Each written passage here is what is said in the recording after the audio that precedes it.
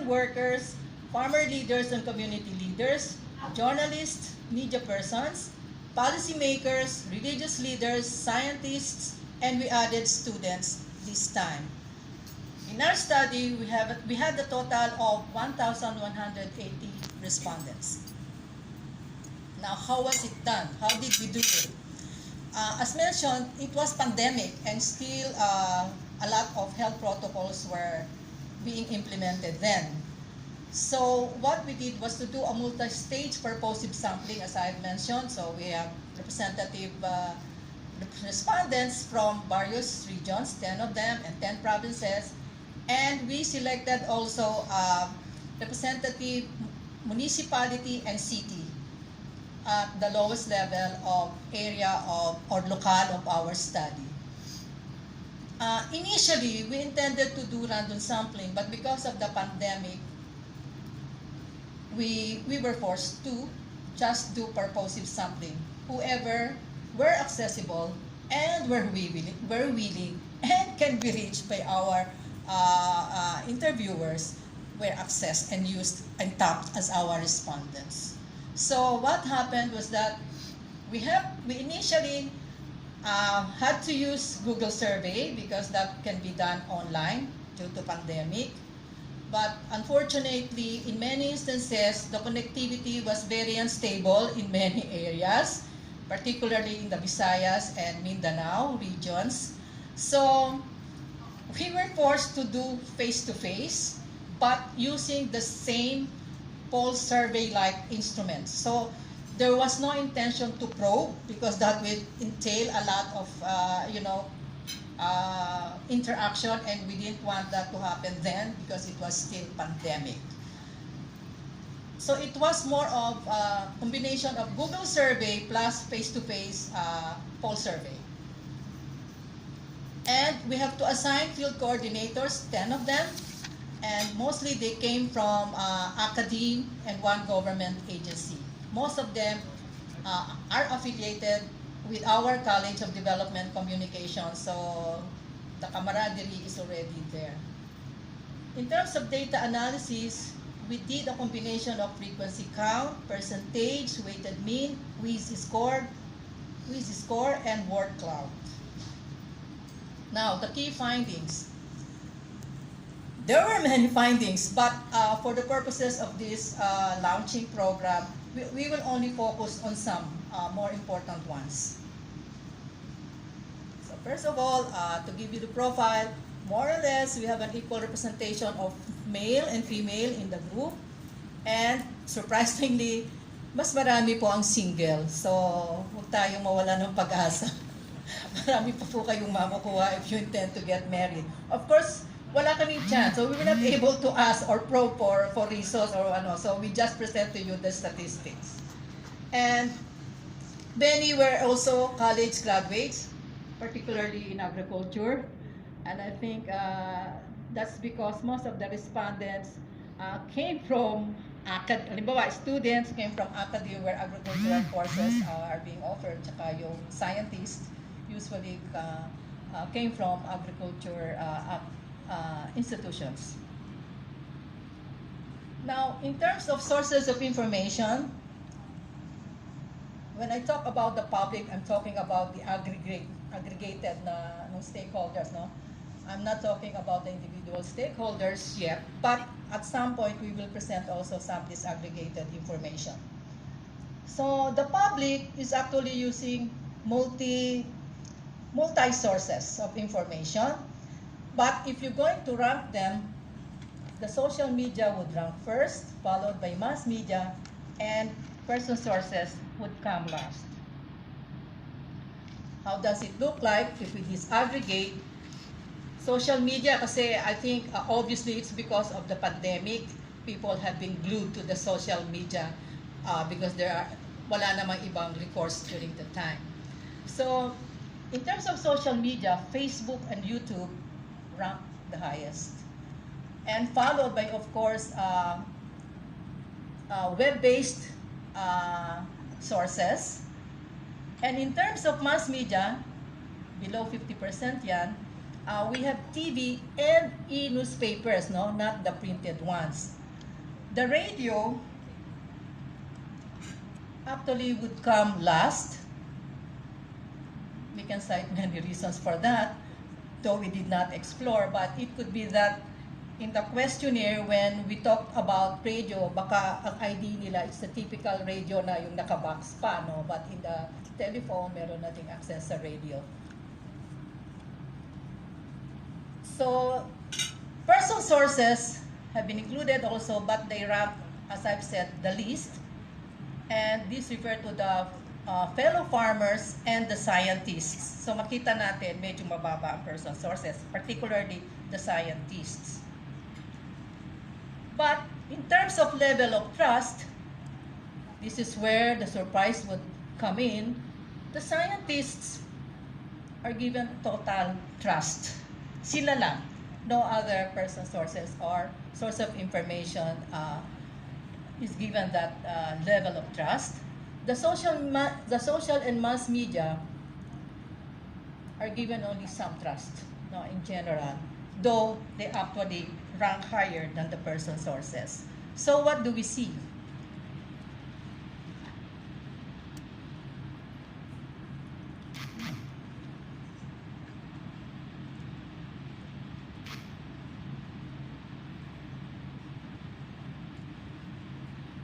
Okay.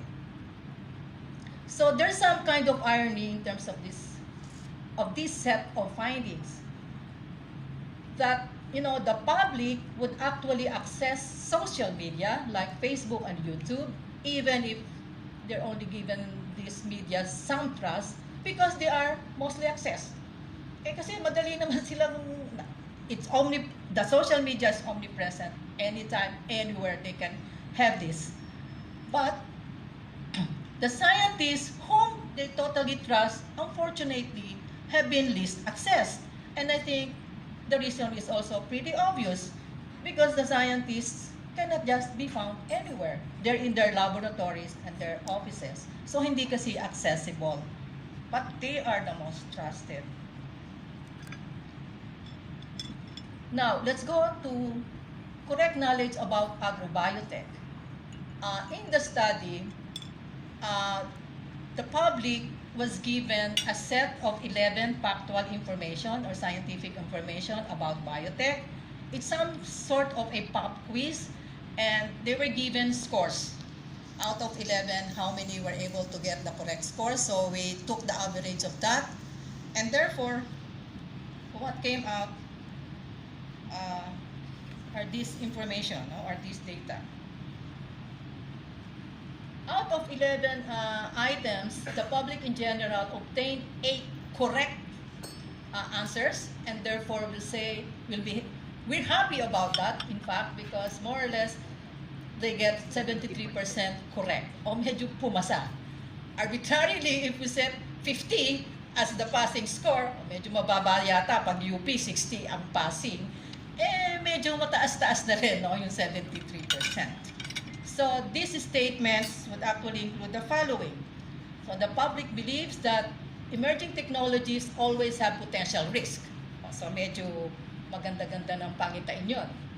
Then GM crops are now commercially grown and sold in the Philippines. They're aware of that. Happy na tayo. Medyo may alam na sila dyan. And yeast for brewing consists of living organisms. I think tinuturo naman niya sa elementary and high school. And food science cannot guarantee zero risk. Maganda rin yan kasi actually hindi tataas yung expectation nila about biotech. Lahat may risk. Then in genetic engineering, genes of interest are transferred from one organism to another. Naandun naman sa term, genetic engineering, and therefore genes are involved doon. And all crops have been genetically modified through domestication, selection, and controlled breeding through time, but the score is now becoming lower. And finally, golden rice contains beta-carotene, that's about 55%. So those who are into golden rice or malusog, you should be happy. You have actually won the battle by 50% by this time. Now, meron ding statements where the public is wrong. Mali yung sagot. So 3 of them. three items have been perceived wrongly. First, plant viruses are transferred to humans when they eat vegetables and fruits infected with plant viruses. The scientific fact is that viral diseases in plants are unlikely to infect humans because their cells differ greatly. Iba yung cells ng palahalaman at saka ng tao. So it is difficult for plant virus to enter an animal cell in the first place. Kaya lang, pag sinabi mong virus, takot na yung tao. Eh, nag-pandemic pa. Eh, virus yung name of the game during that time. So, mas lalong natakot.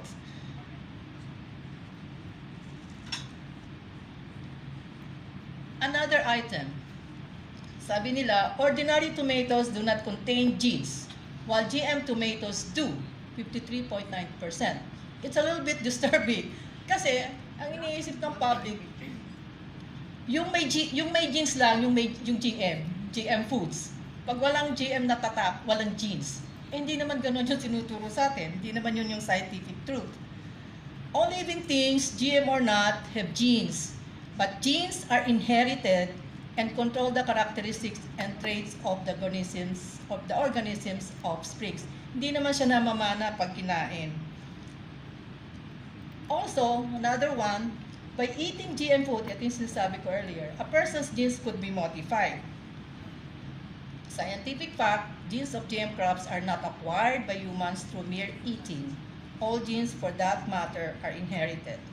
Now, we take note of these three items because, as I mentioned earlier, the potential impact of GM food on health and safety is high, and therefore, yung mga things like this that cause people to fear should be paid attention to, no, like genes and viruses. I don't know if all of us here are aware about that. But ako nung una, hindi ko masyadong naintindihan yung sa virus. Akala ko din, nakakahawa agad yun from plants to tao. Hindi pala. Now, how about the attitude towards biotech? We should be happy at this point. We use the rating scale, no, with 1 to 5, with 5 as the highest. The public says that use of biotech in food production is in accordance with their personal and societal values. So walang masyadong problema in terms of sasabihin nila hindi yan akma sa kanilang kultura o sa value, no? Then another one is that the public believes that man may be allowed to modify nature and that safe GM foods can be distributed. However, there's a red flag somewhere.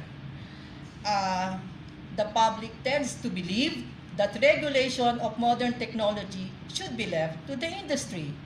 Now, who is supposed to do regulation of food in the country? You know, it is always the government.